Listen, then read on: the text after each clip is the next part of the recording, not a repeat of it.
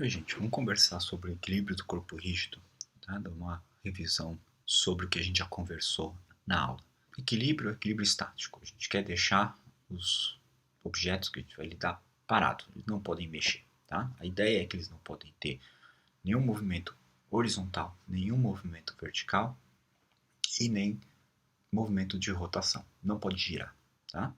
Até agora, o que a gente viu na parte de estática, a gente tratou sempre um bloco aqui, e tem a força-peso, o bloco está apoiado no plano horizontal, então aparece uma força normal, perpendicular aqui.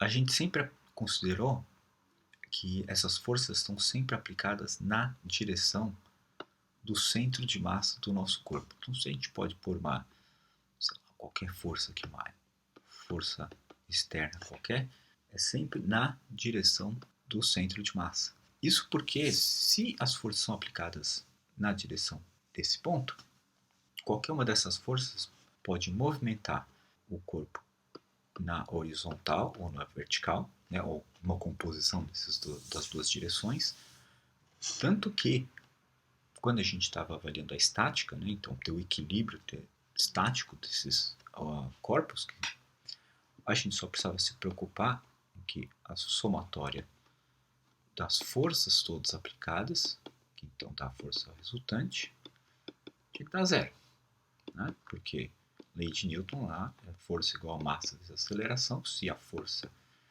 resultante é zero, como os corpos têm massa, massa nunca pode ser zero, então quer dizer que a aceleração é zero, então se o corpo está parado, ele continua parado. Isso aqui a gente podia quebrar até por uma questão de soma vetorial das forças, né, que é a soma vetorial, a soma das forças verticais tinha que dar zero e a soma das forças horizontais tem que dar zero também, né? Então fica tudo parado. Para o corpo rígido, essas condições também valem, né? Se eu tenho um corpo qualquer que eu quero ficar parado, ele não pode ter nenhuma força resultante em nenhuma das duas direções ortogonais aqui para ele não andar, tá? Só que o que acontece? Eu posso ter uma situação, um novo bloquinho apoiado, então tem o peso, e é normal, que ele está apoiado, então perpendicular à superfície de contato, mas vamos dizer que eu aplico agora uma força fora da direção do centro de massa. Vou aplicar uma força, por exemplo, aqui, uma força externa. Empurrei essa caixinha para cá, a partir desse canto, nesta direção, que não passa pelo centro de massa. A nossa intuição ajuda aqui a imaginar o que iria acontecer. É que vai levantar essa caixa, se a força for suficiente, né? A força F aqui causa a rotação desse corpo, né? E eu não quero que isso aconteça, eu quero que esses objetos continuem estáticos. Então não pode andar e não pode girar, não pode ter rotação. Por que isso acontece? Porque essa força que foi aplicada fora do ponto do centro de massa, essa força causa torque. Torque de uma força, ou também o momento de uma força. Como que eu calculo o torque? Aqui a gente se preocupa com a intensidade do torque. Eu preciso da intensidade da força, do módulo da força, vezes a distância com que eu aplico a distância entre o ponto que eu apliquei a força e um ponto de referência que eu vou usar para o torque.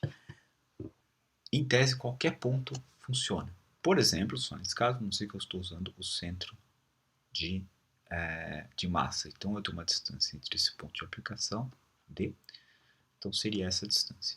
E eu tenho que considerar também qual que é o ângulo, então aqui o seno do ângulo entre a direção da força e a direção do ponto de aplicação para o eixo de giro. Então, nesse caso aqui, seria 90 graus. Depois a gente trata melhor um pouco mais sobre essa questão do ângulo. Então, o cálculo do torque é relativamente simples. Repetir a força e essa distância desse ponto. Vamos voltar aqui. Para o corpo não andar na vertical e na horizontal, a gente já sabe como fazer. Então, a soma das forças verticais e horizontais tem que dar zero. Para o corpo não girar, A condição é que a somatória dos torques de todas as forças que estão aplicadas no corpo tem que estar zero. O que isso quer dizer? Quer dizer que eu posso ter, por exemplo, uma barra, tá, que está apoiada no meio dela aqui, então o peso está no meio. Se ela está apoiada no ponto, isso aqui com equilíbrio perfeito, exatamente no meio, né, aparece a força normal. Se eu não mexer em mais nada, essa barra fica apoiada e fica em equilíbrio. Mas se eu colocar um bloquinho aqui, na extremidade, esse bloquinho tem peso. Vamos chamar de uma força Q. Esse bloco Q, isso de novo, por experiência prática, a gente sabe, se tem uma situação dessa e põe um peso de um lado, essa barra vai girar aqui, nesse sentido, e vai cair. Aqui nesse caso vai girar no sentido horário. Da mesma forma, se eu tiver a mesma situação, colocar o bloco agora no outro lado, o peso que vai para cá, nessa situação agora o que acontece? A gente sabe que a barra vai tender a girar no sentido anti-horário. E também por experiência a gente já sabe, se eu colocar então um peso de cada lado, se eu juntar as duas situações, então aqui a gente sabe, se eu apoiar dois pesos iguais nas duas extremidades, a gente sabe que essa barra vai ficar estável, vai ficar equilibrada. Mas e o torque, como fica?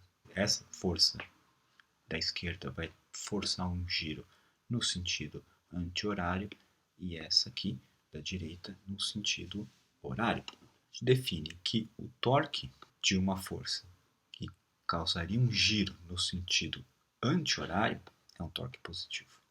Se o giro que esse torque causaria é horário, então o torque é negativo. Então, olhando a situação toda, se eu fizer a somatória dos torques, né, eu teria o quê? Vamos dizer, eu vou escolher o ponto central, o ponto de apoio, que é o mais intuitivo nesse caso. O torque da força da esquerda seria a força Q vezes a distância do ponto de aplicação da força até o centro. Vamos dizer que a barra tem um tamanho L sobre 2. Esse torque é positivo, como a gente definiu, que tem um giro anti-horário, tá? Então positivo. Vou colocar positivo. Torque da outra força, da outra caixinha lá, tem o peso Q, né? Tem uma força Q.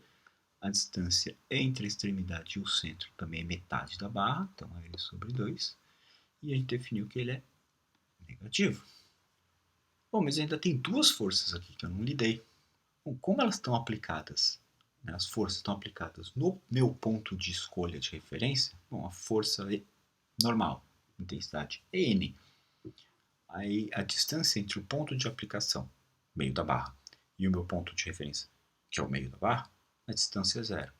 Né? Então N vezes zero, zero. É a mesma coisa para o P. Então viu que escolher esse ponto já matou o torque de duas forças. Eu não preciso me preocupar para este cálculo. Então eu sei que isso aqui, voltando, tem que dar zero. O que, obviamente, né, temos o mesmo valor que L sobre 2, positivo e negativo, então a condição é satisfeita. Certo? Agora, uma coisa que pode acontecer com as barras, com essas que a gente vai avaliar o torque, é que elas podem estar presas na parede. Então, que tanto faz, ela pode estar presa, né, fixa, ou pode ter uma articulação que permitiria o movimento para girar para cima ou para baixo. Então a gente tem que considerar também as forças da reação que aparecem aqui na parede. Sempre vai ter uma força vertical, de reação vertical, e uma força de reação horizontal. Em princípio a gente não sabe se a reação vertical, por exemplo, é para cima ou para baixo, ou horizontal é para a direita ou para a esquerda. Mas é importante incluir esses dois vetores, que na verdade você tem uma força só, né, que é a soma vetorial dessas duas forças. A gente tem que incluir, lembrar de incluir essas forças, porque essa reação vai estar lá. O princípio, a ideia dessas forças não é difícil de entender. Vamos imaginar que a gente tem um prego espetado na parede aqui. E se eu tentar empurrar esse prego para dentro com uma força, se não tiver resistência, se uma reação da parede aqui, esse prego entra na parede. E não é isso que a gente quer que ele fique parado. Então o que vai acontecer? A parede vai reagir com uma força horizontal, mesma intensidade e sentido contrário. Da mesma forma, se eu tentar puxar esse prego para fora, com uma força aqui para a direita, a reação da parede aqui vai ser no sentido oposto para manter esse prego no lugar. No caso vertical, imaginem que a gente puxa para baixo. O que vai acontecer? Então, se eu faço uma força para baixo, vai aparecer uma força de reação vertical aqui para cima para balancear essa força. E da mesma forma, se essa força for externa, se eu puxar ele para cima, a parede vai reagir e vai aparecer uma força para baixo. De novo, a princípio, essas forças aqui vão depender de todas as forças que aparecem nessa barra. Uma outra coisa para considerar é aquela questão do ângulo. Se eu aplicar uma força com um certo ângulo, uma força F aqui, eu aperto a barra para baixo, mas ela tem uma componente, tem um certo ângulo da horizontal. Né? O mais fácil de pensar é se a gente decompor essa força F, né, ela teria o quê? Uma componente vertical, uma Fy, e uma componente horizontal, Fx. Nesse caso aqui, a nossa Fy seria F seno de θ e a Fx seria F cosseno de θ. A Fx, né, essa componente horizontal dessa força F, ela não vai fazer a barra girar. Né? É como se eu estivesse só empurrando a barra para a esquerda. Então ela poderia causar o deslocamento, né, a translação, o movimento horizontal dessa barra, mas não causa nenhuma rotação. Só a componente vertical, a Fy, que está aqui, que é perpendicular à barra, é que vai causar torque. Por isso que o torque a gente calcula pela intensidade da força, a distância, por exemplo, essa distância D aqui, né, em relação a esse ponto aqui, para estudo do torque, e o seno desse ângulo em relação ao horizontal, que é outra forma de escrever isso aqui, é simplesmente F seno de θ, que seria essa componente vertical, vezes a distância, que é a mesma coisa que a Fy. Tem que sempre tomar esse cuidado de lembrar que só a componente que é perpendicular à barra é que vai causar torque. A outra componente pode causar um deslocamento, entra na parte das forças horizontais, nesse caso. Um cuidado que tem que ter é que às vezes o ângulo que a gente conhece da força não é esse com a horizontal. A gente conheça este ângulo, vamos chamar de Φ. Aí tem que tomar cuidado para decompor a força F direito, né? Tomar cuidado com senos e cossenos. Nesse caso aqui, a Fx é F seno de Φ e a Fy, que é F cosseno de Φ. Trocou o seno e cosseno em relação ao caso de cima, porque o ângulo que a gente conhece é outro, o ângulo que complementa os 90 graus. Né? Então, recapitulando, se eu quero ter o equilíbrio de um corpo rígido, as minhas condições são somatória das forças verticais tem que ser zero, somatória das forças horizontais tem que ser zero, e a somatória dos torques tem que ser zero. O que precisa lembrar? Que o torque tem sinal, certo? Então, se o giro é anti-horário, o giro que aquela força causaria é anti-horário, então quer dizer que o torque é positivo. Se o giro é horário, o torque daquela força é negativo, e que a gente pode escolher o ponto de referência para estudar o torque.